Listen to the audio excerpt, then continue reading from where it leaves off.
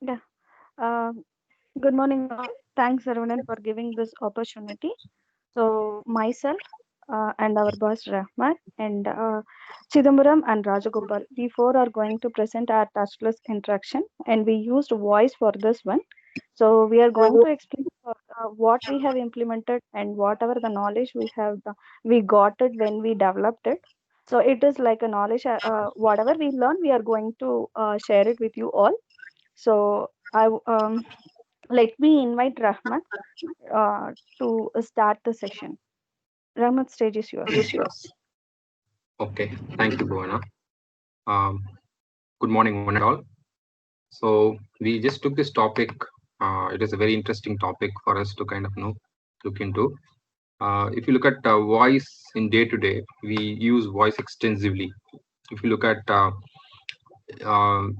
watching TV, right nowadays we are using voice with our remote, and we are having each and every house have Google Mini, Google Nest, or Amazon Alexa. People kind of use it now. People started using it for home automation. So many stuff. So we started using. And if you look at this kind of technologies when it came in 2011, so Siri just came to the market, and around 2015, Google Assistant was extensively kind of introduced. So if you look at almost like 10 years, it is there pretty much in the market. But what is the adoption rate? If you look at people started using, and we could see like a lot of tools being pushed to us through this sale and all, right? This festival sale, a lot of offers have been given on these kind of tools, on all these kind of devices, for us to use it extensively. But actually, if you look at um, even our mobile has for past 3 4 years, if you see that feature is available, how many people use it? Only the tech savvy people, or the people who wanted to do automation or create a routine within their day-to-day stuff. Or tech savvy folks are trying it out, but not by everyone. So that is one observation we have. And our aim, what we want to do is, we want to take this technology, and we represent a group called Field Ops, where a technician goes to customer premise and do the installation of any service. We use broadband, right? So I'm giving a simple example where a technician goes to the customer premise and install a service called broadband. So for that, there are so many things a customer, I mean, the technician has to know when a person starts a day. So what is the first job, which area the person is going to do, how many jobs are there, and what are the circuit information which I need to connect to the customer, and so many things.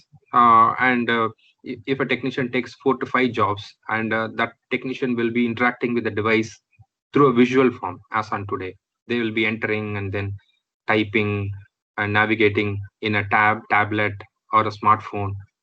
That's how it happens today. And we were thinking, okay, why don't we apply this technology, voice technology, and this kind of gesture based interactions in the tablet to the technicians. So with that, what is the benefit we are going to get is a clear efficiency, you could see, and they'll be very productive, and they can also do multitasking. If you see technician, they'll be kind of using both the hands, connecting to stuff, or connecting wires and all that stuff, but still they can get a task executed through their voice. They can talk to the device and say that, yeah, I completed my connection, why don't you do a circuit test, right?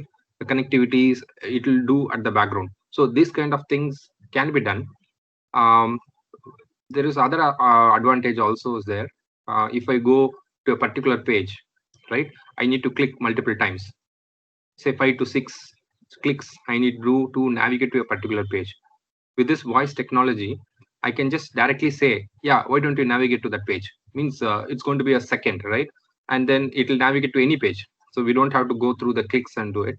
So it's completely touch, and it's going to be touchless and seamless. So these are the advantages we foresee, and then we developed this product for us. And Bhuvana, you can just start showing that screens. I don't see the screens. Keep it. Yeah, that's what I'm checking with Chidambaram. Chidambaram, can you please share your screen? I'm already sharing it, Donna. Are you seeing Yeah, the it is. PPT or are you seeing the empty screen? Because I have two monitors here. No, Okay, the no, second empty monitor. screen. Okay. Yeah, empty screen we are looking at. Okay, Sure. fine. Yeah. Yeah. Thanks, Siddharth.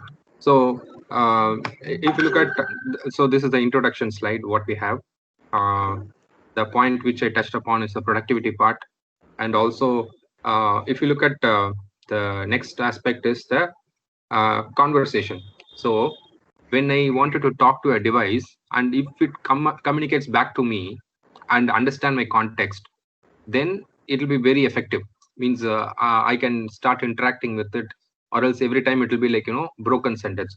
So if the device talk to me in a conversational manner, then like the usage is very high. In that context, we wanted to make it like a conversational with having the context in mind. And with this, if you see even a kid, right, if you ask any kid who's having or playing with Google Home or Alexa, they don't need a special training. So this technology nodes don't need a training. If we roll it out to the technician, we don't need to kind of put them in a room or give a training material. All that is not required. They can learn it on their own. So those are the advantages we had with this technology, so we implemented it to the wider audience. Okay, we can move to the next slide.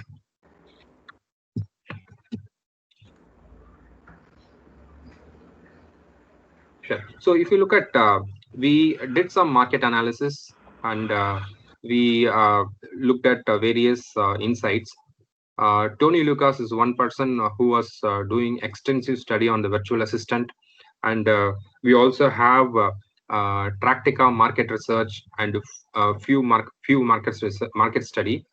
They did some extensive research, and if you look at the markets, the trend or the projection of these kind of devices, what they looked at is initially in 2015 they were looking at it will reach almost 155 million.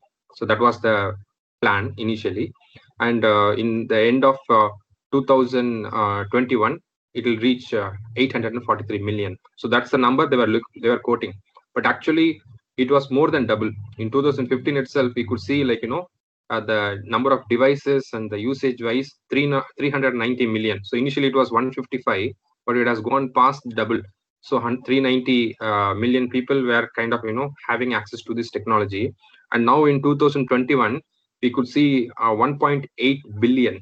Initially the target was 800 million, but it is going to go to 1.8 billion, more than 2.5 times. So that's amount of growth we have in this kind of field, that we have seen through some kind of trend analysis, market study, which has come up. And if you look at these three numbers which have been quoted here, 53, 69, 73, what they are looking at is we have different set of people. They are telling that the 53 category, if you look at, they're telling I can just I interact with my phone or a device, and if the device can respond to me, so I'm happy. Means I don't want to look at the device, what is happening, whatever I'm asking, if it respond back to me, I'm happy. This 53% of people means they are ready to use. And the one other set of people, 69%, if you look, they are asking for talk back option. I will tell the device, and if the device respond to me correctly, I ask for that what is the climate outside, it responds back to me the climate, and I ask the next question, whether it will rain today, it will respond to me back today, back for the today's context. So then that 69 people are okay, happy about it. And the 73% of the people, they are telling that if it understand the context properly and kind of help me out, I'm ready to use it in my daily routine. For example, I get up in the morning, I can set up a routine. If you look at any automation kind of devices, they work on automation as well as the setting up routine. When I get up in the morning, a slight, mild music should be, going on in the background, and you have LED lights, so it can just fade slightly up, so that you will get brightness in the room. People wake up, and then when I wake up, vending machine, coffee vending machine, and the geyser is on. All that is basically, it understand the context, and it is helping me to do my day-to-day activity. So I'm bringing it in my routine. So I'm not, it is like an assistant for me throughout the day. So those are the 73% of the people are ready to kind of adopt it throughout the day. But actually, if you look at the adoption is globally, around 3% of the people only kind of using it extensively. So that is the one area I think it will grow. We are very confident that it will grow, and this technology we wanted to kind of put it to our technician so that these tools can be helpful for us to kind of implement in long run. With that said, I'll go to the next slide.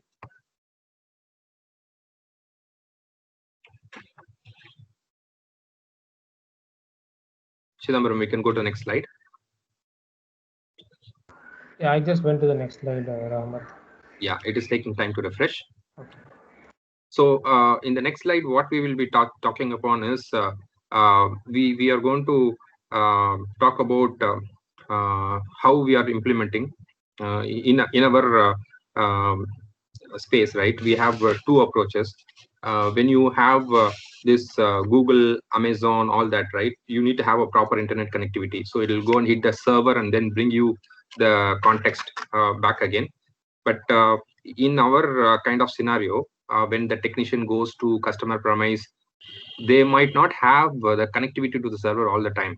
They will be on the 4G network. They might go to the basement, and if they connect somewhere and then they say that do a circuit test, then at that point in time you might not have, or you might not have connectivity, or you will not get all this connectivity, so that they will get the context back.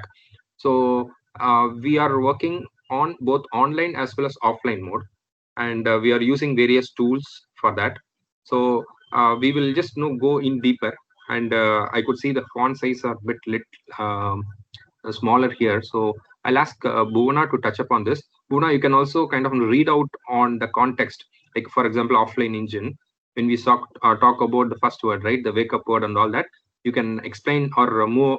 When Bhuvana talks, Chidambaram, you can move the cursor on that box, and she will touch upon all the components. I'll hand over to Bhuvana. Thanks, Rahman.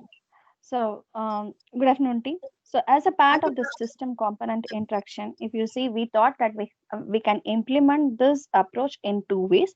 That is, one is an offline support, and another is an online support.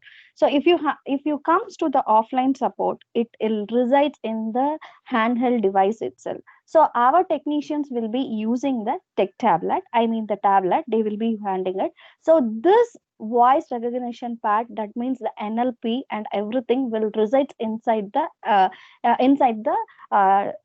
device itself. Okay, so if you see it, what are the offline engine, that what we have developed, we have used the wake up word. So we don't want to listen our technicians conversations with the customer all the time. So what we thought is, we can go ahead with the wake up word. We have used Omega, so we have given our application name as Omega. So once if we are telling hi Omega, that time itself our device will know that we have to hear whatever the technician is saying, and it has to revert back it. So that is a wake up word. So in this wake up word also, we tried two approaches. One is an Android voice recognition. That is the default one. Everybody can try it in your home itself now. So it will have a beep sound. So what is the annoying factor that our technician faced is the beep sound. Okay. So that is a data privacy part section also, because we should not we have to inform our customer, or we have to inform the persons when they are using it, that we are going to record the voice. But our technician feels that that beep sound is little bit annoying when they are using this voice assistant part. So what we thought is, we went with the Procupine open tool. So it is available for Android, and our device is mainly based on the Android devices. We use that lib file for Android, and in the they have given 10 to 15 default wake up words. You can use it. The one is Procupine, and Pico Voice is also there, Terminator, Grapefruit, like this. There is a default wake up word is there. So we have used that we covered the two approaches also we used. And when it comes to offline NLP processor, since any devices, if you use Google Dialogflow or IBM Watson, definitely internet connection is required. And when we are giving the intent, so it will go to the internet option, and then it is like an API hitting to that Google thing, and from the Google Cloud we need to get the response back. Okay, so where we are facing a problem is we face that it is a data mitigation, it is a data risk, that if you are having any sensitive element and you don't want to post it to the public cloud. So in that part, what we thought is we can go ahead with the open NLP approaches, and it will works for offline also. So that is where the open offline NLP process, where we used open NLP. So in open NLP, if you see it, we have used a tokenization for the words and sentence segmentation whenever there is a big sentences we use, and the parts of speech tagging is also used, and we used the chunking and the parsing as well. And if you see what is the uh, probability in default by the uh, open NLP uses, it is a maximum entropy, and we have used the possibility probability distribution itself. And when it comes to text to speech processor and speech to text processor, we have used web speech API and Android voice recognition, and we used Android speech synthesis for text to speech. And speech to text I already explained to you, and the app navigator. So this is a basic thing that we have done it for. This is a core component. We have done it for the offline support. When it comes to online support, as I informed you, the data mitigation is a data risk is a main factor. So what we thought is, first we initially we have done this approach with the Google Dialogflow, and then what we thought is we can go ahead with the DNA bot kind of thing, where whatever the masking strategy we can use inside our network, and we can send the masked data to the Google Cloud, and after getting the details, we have to again the masked data needs to be encrypted. So we use encryption decryption in the masking strategy in the DNA bot. We usually call we named it as a DNA bot. Okay, but also we are not comfortable, because if any sensitive and sensitive information, if it is goes to cloud, then it is a risk for us, and our legal team didn't support much on this one. So what we thought is we proceed with the IBM Watson. So both are looks very similar, the approach and the working style, and whatever the intent forming or the entity relationship you are making it, or the bot how we are getting the response, even in the metrics part you will be seeing lot of similarities between these two genes. But our problem will be solved. IBM Watson confirmed that they will be hosting our process, I mean NLP, inside our server itself. So what we thought is our data is served, so we go ahead with the IBM Watson for online support. Okay, so agent transfer, it is very simple, that it is similar to the API call that what we will be doing from our application to the server. So once this response is getting back, we can do whatever the actions that we need in the screens. Okay, so these are the two things that we have done, and whatever I have touched upon, the thing I have mentioned it here, this is automatic speech recognition, natural language processing, speech synthesis, and we have enabled the smart way communication. So our device will reply back to the technician saying that uh, uh, this is your facility. It will read out your facility, it will call the customer, and it will tell whether you want to call the customer 1 or customer 2. It will get the confirmation from the technician, and it will route it back to the customer. So these are the things that we enabled as a smart way of communication. And what we thought is we want to fill the gap. So as Rahmat mentioned, our statistics, only 3% of people are confident, and they are using only this devices thing for the voice assistant, but till 46% of the people didn't touch the voice assistant. So instead of seeing the giant itself, what we thought that even in our application, why can't we implement, and it was successful. Chidambaram, can you please go to the next slide? So in the next slide, if you see, I'm going to touch upon some of the use cases that what we have completed as of now, and it is used by our customers. So if you see it, when a particular technician wants to know his job on the day one, the customer can tell that give me my job list or show me the job list, whatever the job it is there. And if he wants to dispatch, it is telling to the customer that I am coming to the premises, or at what time I have to come. It is like a confirmation that the technician needs to do. So it can be done through the voice itself. One complete flow from the beginning to the end of any transaction, that what the customer, that our technician is doing in a day, is completely we have automated through the voice assistant part.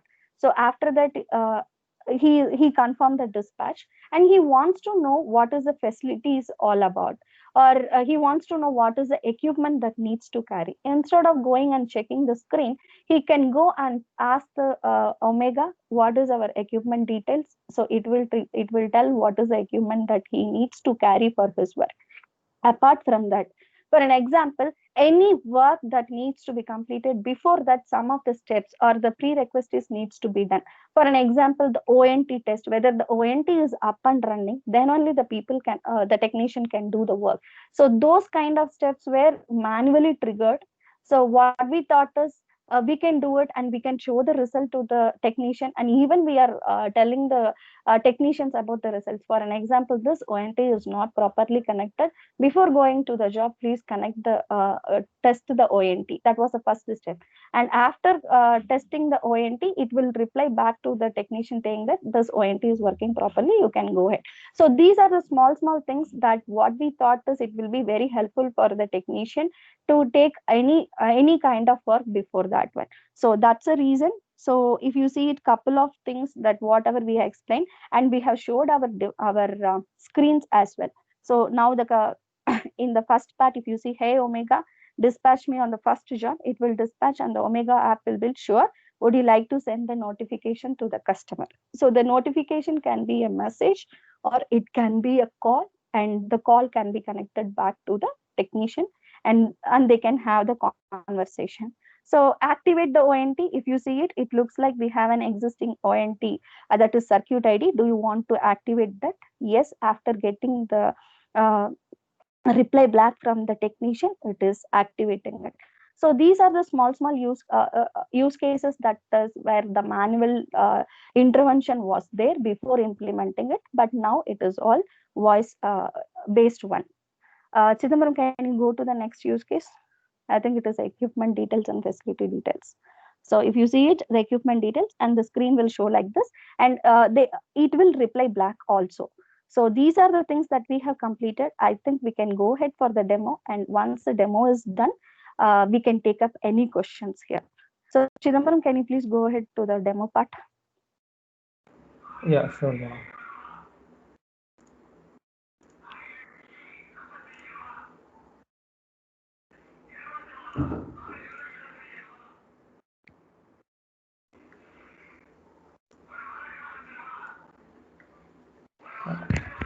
I'm sharing my device screen here. Let me know once you're able to see it. Yeah, we can see Chidambaram. Thanks. Yeah, so this is an Android application where we have integrated this voice interaction. So currently I'm on the job list. So I'll start navigating using my voice. Omega, go to job detail. Okay, taking you there. Omega, go to engineering notes. Okay, taking you there. Omega, go back. Yes, going there. Omega, go back to job list. Job is sorry, could not find that job. Omega, show me the completed jobs. Jobs are filtered now. So it's looking for completed jobs on my list. So it has to come back in few seconds. I don't have any completed jobs for today, so it's going to say no jobs found. So if you want to see the other, want to clear the filter, I can say Omega, clear all filters. Showing all jobs. Omega, call the customer. Okay, connecting you with the customer. So it took the number from the job and populated it in the dialing pad for the technician to call the customer.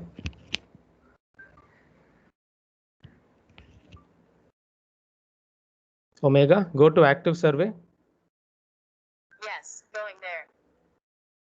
So this is one of the pages where technician will go around the customer's place and fill out all the details like the signal level at every room and every place of the house. So the navigation to this page, if he wants to go to this page without using voice, he has to do multiple clicks. He has to go to the job detail, he has to select the job, and he has to click on the context menu and then click on this active survey. So using voice, he would be able to just go to the page directly without making the several clicks in between. Omega, go back. Omega, go back to job list. Job is selected.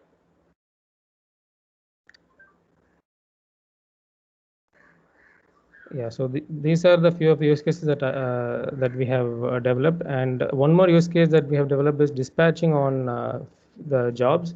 But since I'm working on a past day job, I cannot dispatch on this particular job. So these are the few of the use cases that we have. Some of the data. Yes, Chidambaram. Some of the data points are in this particular environment where we are having only the dummy data. We should not show the production data, as you know, and everybody knows the sensitivity. So that's the reason we have shown some of our completed thing, and some of them it is requires our approvals, legal team approvals. So those are the things which we not covered in this demo. So maybe this is the essence of what we have used in our application, and you people also can implement the same in your application for a day-to-day basis, and that's the reason. And we can make our technology into our latest all our technology into our application as an additional capability. So that's the reason we showed this demo. Any questions, team? I think we can take it up. Yeah, Praveen here. Ma'am, Bhuvana madam? Yes, Am I Praveen, go. audible to you? Yeah. Yes, you are audible. Omega, Go ahead. yes. This Omega can use in banking and any financial? Yeah, Omega itself, we have given the name, the first itself. If you want to use it Correct, in I a know. banking, you can give the name. Yeah. So the second thing is, it is not only for the telecom domain. If you go out for any domains, you can use it, because that's the component, whatever we are giving, where we explain, you people can develop it, or in the market you can get it, and we can use it in any domain. Okay. So banking, obviously, yes, for your day-to-day activities, you can get it. So Omega is actually the backup weight here. So whatever Yes. the application they have developed, they named it as Omega. So Correct, I know. Exactly. if you want to have a backup weight as Praveen, then it's all how you are actually implementing it. Yes. Thank you.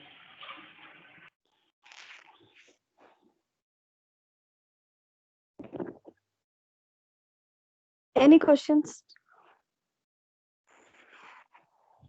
There is one question on requesting you to elaborate more on how NLP implementation is actually done.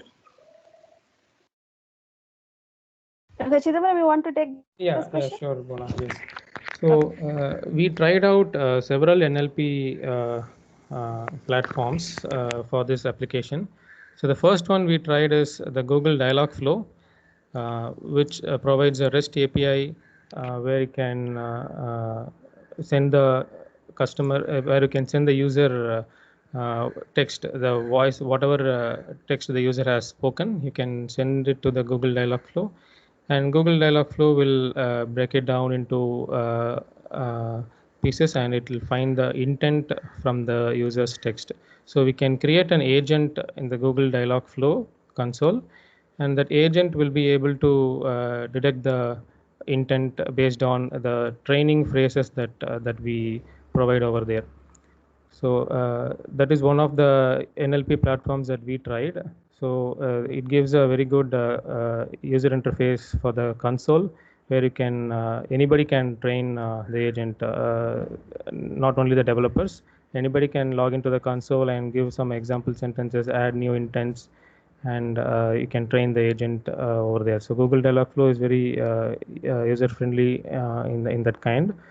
And from the application, they provide a REST API which you can invoke, and for all the functionalities, for all the technologies like Java and Android, for all the technologies they have the SDK client, so you can add it to your dependency and we can just call that.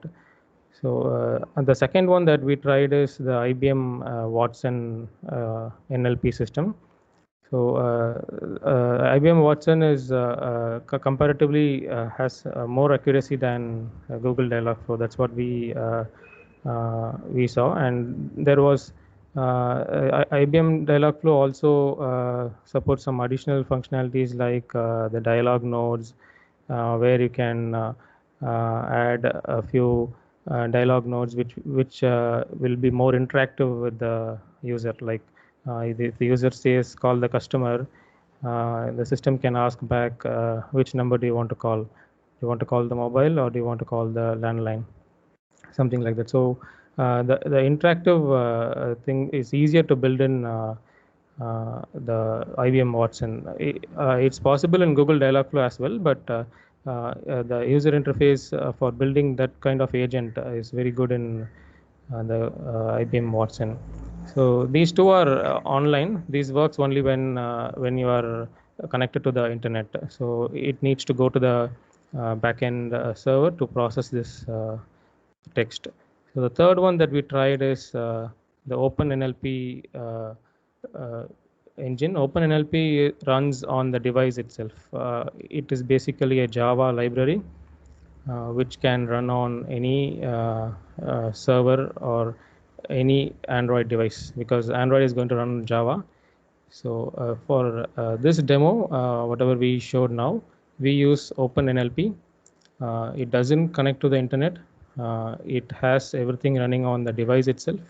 So we have trained the agent on the device. When you log into the application, it reads some text files having the training phrases, and it creates the agent on the fly when you log in. So the agent is already in the phone's memory. So whenever you give some request to it, whenever you send the user's user's text to it, it will try to find the intent and give back the response with the parameters. So this one is an offline solution. So so we have used this for this demo. Yeah, a couple of things to add it, Anandraj, here. If you want to use it, Google Dialogflow, so it is an open source where you just need your Google account itself. You can create and you can start in any of your application, standalone application itself. So it will take half an hour to build it for the basic thing. And if you see it for the IBM Watson, yes, you required IBM account, and for trial period 30 days you will be getting it for free, and after that you have to pay it. Okay, so for each and every call we have to pay it. For enterprise editions, if you want it, you can check it with the IBM directly. Okay, so the third thing is on the OpenNLP. It doesn't require anything. Just download the file and use it in your application, any of the application. So if you start it on the POC as a kind of a proof of concept, you can go ahead with the Google Dialogflow and as well as with the OpenNLP. That's an added point I want to add it here. Okay. Any questions, Anandraj, on this, particularly on this NLP? If you need it. Okay, there is another question. I Yeah, think. there is another question on how are we actually Okay. authorizing the voice? Okay, the voice Yes, route the voice recognition for authorized voice, or it can add for anyone's voice. So whatever you are seeing, it is not for authorized for a particular voice. So if it is at 10,000 technicians or 20,000 technician, it does for anyone's voice. It will shoot. It will convert whatever the words that what we are speaking to the tablet or the device. It will be converting it. So it is not to any particular voice. Okay. Is it possible to share what are the algorithms open NLP? That is the maximum entropy that what we showed it. So you can use the principle of maximum entropy. That's an algorithm we used in open NLP, and it basically works on the probability distribution. Okay. So further to Anandraj, your question, we have used the tokenization. So if you download the open NLP folder, I mean the library itself, you can have it is like similarly whatever the method implementations will be like you have to use a tokenization sentence or the parts of speech. It is like POS, and you can make the parsing and chunking. Okay, so I think any other questions? I think that's all the questions. I'm seeing it in the chat. So any questions to us? Hi Puna, this is Saddam. Yes, First of all, please. thanks for everyone who developing this application. I really appreciate that. I have one suggestion about that, and I'm not sure if it is possible or like. So we can use a wake up word like omega something do the job. So is it possible to reduce the repeatedly we are saying whenever we do omega open the job list, omega go back. Yeah. So we can use the word repeatedly in the omega. So is it Yes. possible to reduce that Yes. interval? Exactly. This is a good question actually when we are also discussing about it and we are trying it. For an example, once if you are telling omega, it will start listening and we need to maintain the time frame. Okay. So that was our next development process and we didn't complete it. That's the reason we didn't inform you. But it is in process. We are making sure that how long we can hold it. For an example, once I omega, how much for 1 minute or 2 minutes I can hold it, and after that I have to release it because the battery will be drained if I'm continuously listening. So all these taken into parameters, the timing part alone we are checking it and we are developing it. So once it is finished, I think we can share it. Yes, we are doing it. That is also achievable, but it takes time. Yes. Nothing is impossible here. Okay. Currently, Google Home is actually providing that option. There is often called continuous speech or continuous discussion something. I don't remember the exact Yeah. the feature.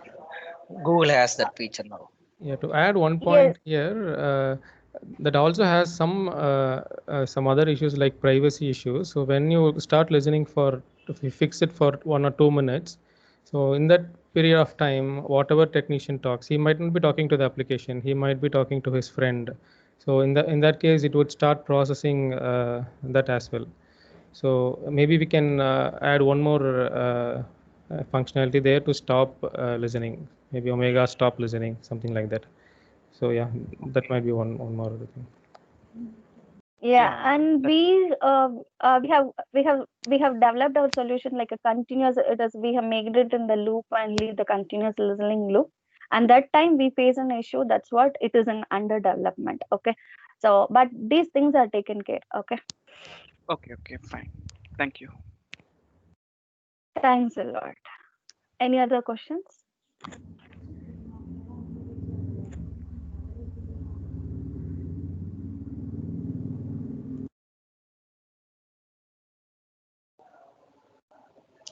Okay, I Good morning, think Sarah.